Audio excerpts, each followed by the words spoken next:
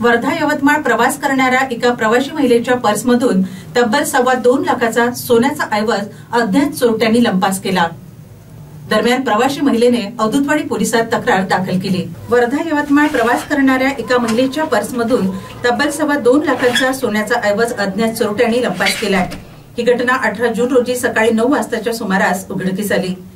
पल्लवी विवेक भोसले राहणार राजू नगर आडणी रोड यवतमाळ असे सोन्याचा ऐवज चोरी झालेल्या महिलेचे नाव आहे।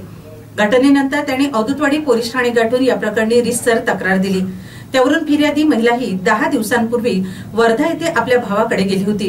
दरम्यान 18 जून रोजी सकाळी 7 वाजता यवतमाळ येथील परत येण्यासाठी वर्धा बसस्थानक कवर आली।